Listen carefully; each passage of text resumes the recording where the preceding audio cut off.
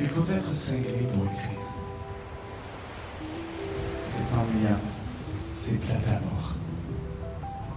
On est tout seul.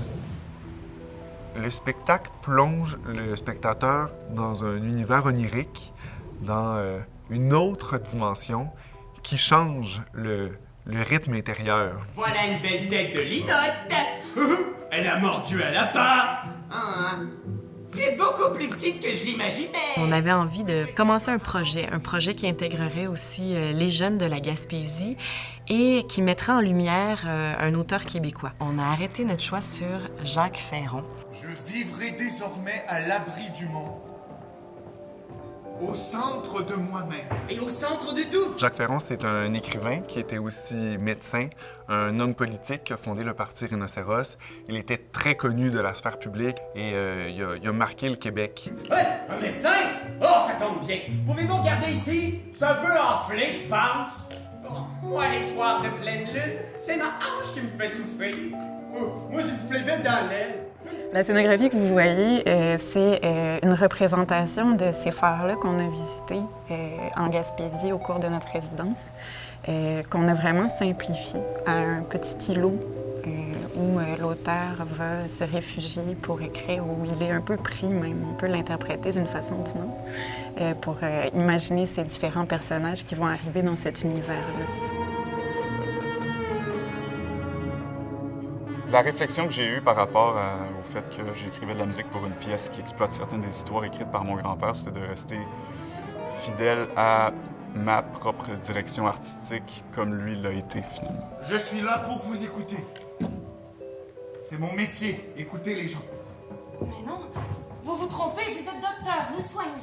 Jacques Ferron travaillait aussi en psychiatrie, autant auprès des femmes que des enfants. Il avait une vision plus avant-gardiste, humaniste de ce travail en psychiatrie. Notre thème principal, c'est la folie créatrice. Alors, on suit l'histoire de notre médecin-écrivain qui écrit l'histoire de Tina Mère, qui est inspirée du personnage principal dans un roman très connu de Jacques Ferron, La Mélanchie. Dans la vie, comme dans le monde, on ne dispose que d'une étoile fixe. C'est le point d'origine. Seul repère du voyageur. Nos plus grandes inspirations nous sont venues de la nature gaspésienne. On a ramassé des bouts de bois flottés, puis de là, on a pu concevoir notre première marionnette. L'idée, ça sera de garder une certaine simplicité, mais sans que ça soit simpliste, dans le sens qu'il va y avoir quelque chose de profond dans cette esthétique-là. Hey, soyez polis! Je vous ai abordé poliment.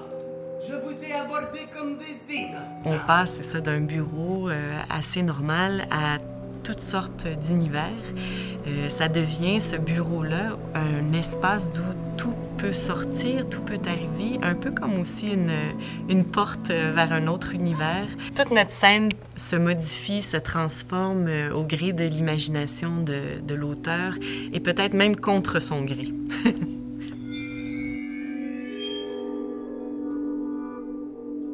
Je trouve que la musique et les marionnettes, c'est quelque chose qui se marie très bien parce que ça permet de déraper, en fait, facilement dans le merveilleux, sortir du réel. Le passage s'est fait tellement naturellement que c'est comme si le réel était devenu rêvé, était devenu le monde fictionnel. Ces marionnettes-là, ces personnages-là viennent donc du même monde, d'un même univers, mais comme elles sont toutes différentes, on sent bien aussi qu'elles ont chacune leur univers propre, ce qui laisse le spectateur avec un sentiment d'immensité, un univers qui n'a pas nécessairement de limites non plus. Mais ne bouge guère, le fait du monde avance avec lui. Sa proue est tournée vers le ciel, elle déchire l'espace.